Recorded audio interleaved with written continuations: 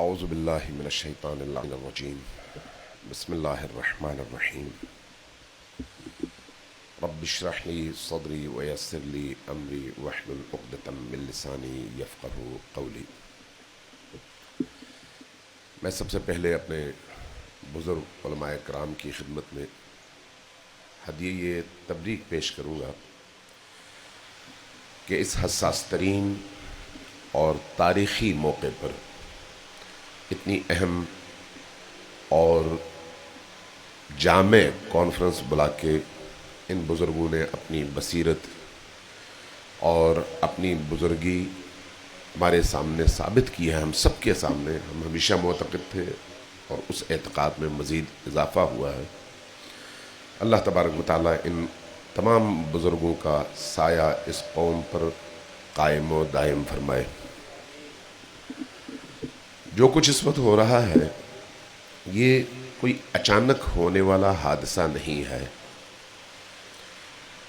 اور صرف داخلی مسئلہ بھی نہیں ہے کہ ہم صرف اس کے کچھ عوامل پاکستان کے داخلی سیاست اور خصوصاً مذہبی سیاست میں تلاش کرنا شروع کر دیں۔ یہ ایک منظم اور بین الاقوامی ایجنڈے کا پاکستانی حصہ ہے اور چیپٹر ہے جو اس وقت ہمارے سامنے ہے۔ بنیادی طور پر بین الاقوامی طاقتوں کی جو اس وقت خواہش ہے وہ یہی ہے کہ جو حساس ترین عالم اسلام کے مسائل ہیں ان سے مسلمانوں کی توجہ ہٹے اور وہ ڈیل آف دی سینچری کے حوالے سے وہ کچھ جس کا وہ خواب دیکھ رہے ہیں انجام دے پائیں۔ لہٰذا ہمیں جو بھی ہمارے گرد و پیش میں واقعات ہوتے ہیں ان واقعات کو اس تناظر میں دیکھنے کی ضرورت ہے۔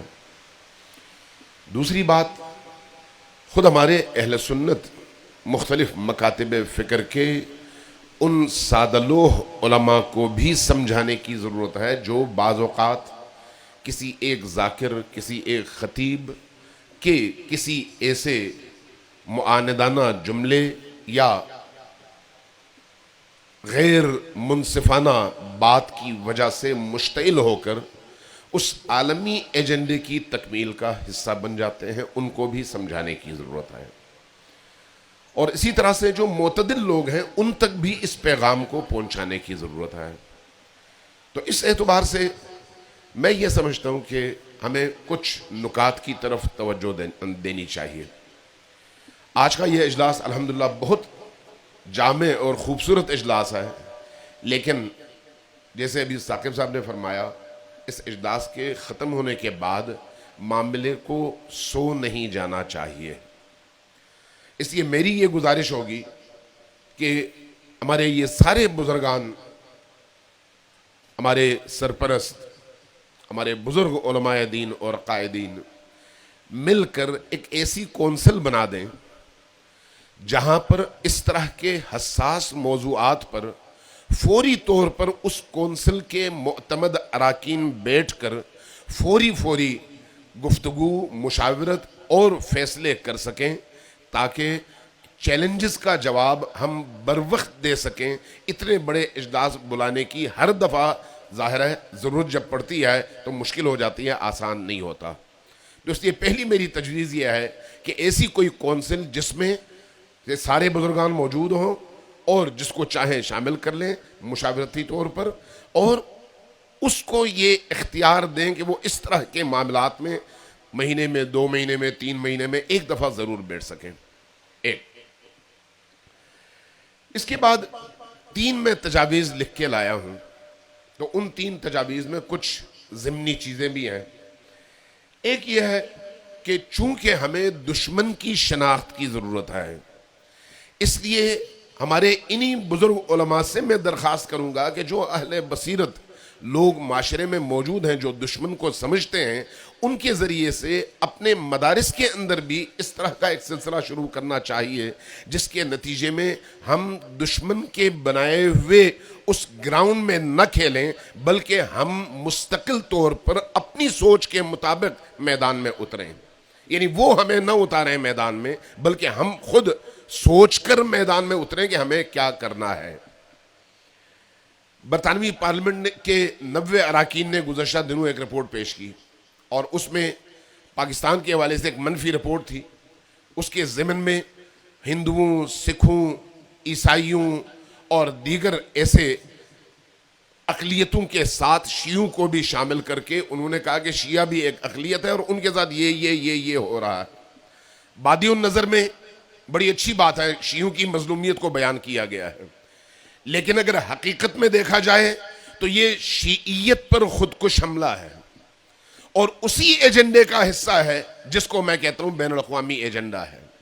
لہٰذا ایک طرف آصف علوی یا سلطانی جیسے لوگوں کے ذریعے سے ایسی ہرزہ سرائی کروائی جاتی ہے اور پھر اس کے بعد ملکہ برطانیہ ان کو آغوش میں لے کے پناہ میں لے لیتی ہے، اور دوسری طرف انہی اقدامات کے رد عمل کو تشیع کی مظلومیت بنا کر پیش کرنے کی کوشش کی جاتی ہے.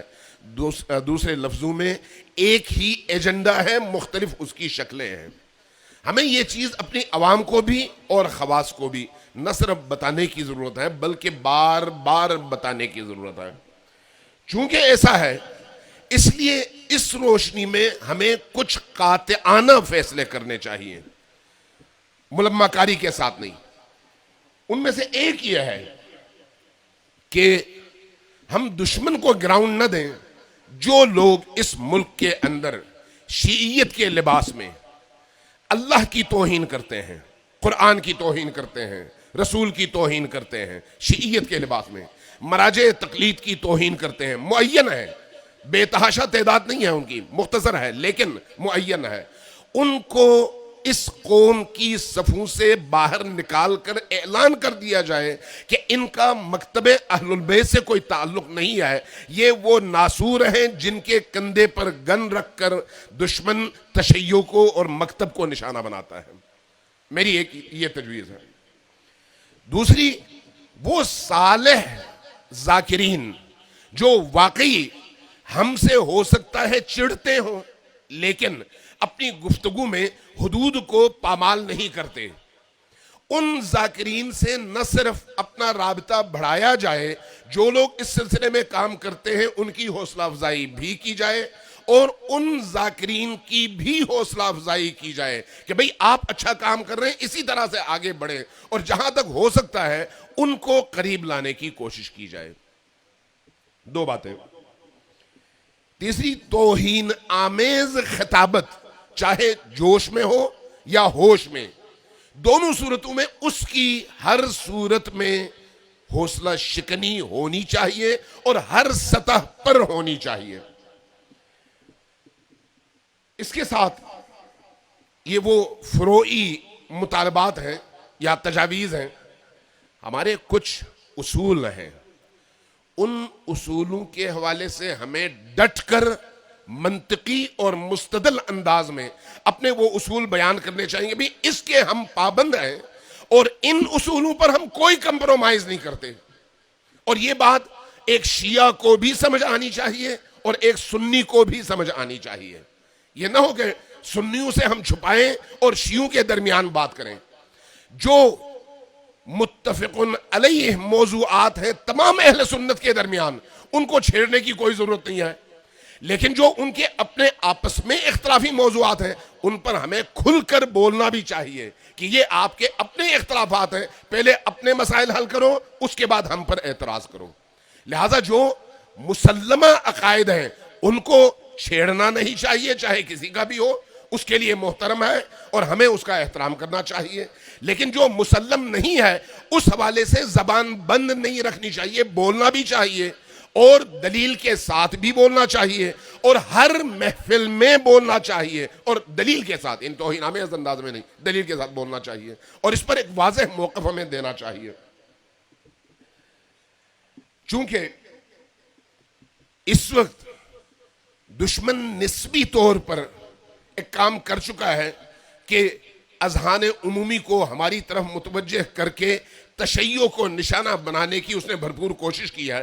ہمیں بھی چاہیے کہ اہل سنت کے جو معتدل علماء ہیں ان کے ساتھ اس وقت اس فضا میں نشست و برخاست، گفتگو، تبادلہ خیال اور مشترکہ موقف کے اعلان کے لیے ہم اپنی ایکٹیویٹیز تیز کریں اور یہیں سے اس چیز کا آغاز کریں، چاہے وہ اہل حدیث ہوں، دیوبندی ہوں، بریلوی ہوں یا کوئی اور ہو سکتا ہے۔ ایک شدت پسند جماعت کے اندر بھی کچھ معتدل لوگ رہتے ہوں اور ہیں ایسے لوگ، تو وہاں پر بھی ہمیں اپنی آواز پہنچانی بھی چاہیے اور ان کو ذہنی طور پر کلیئر بھی کرنا چاہیے۔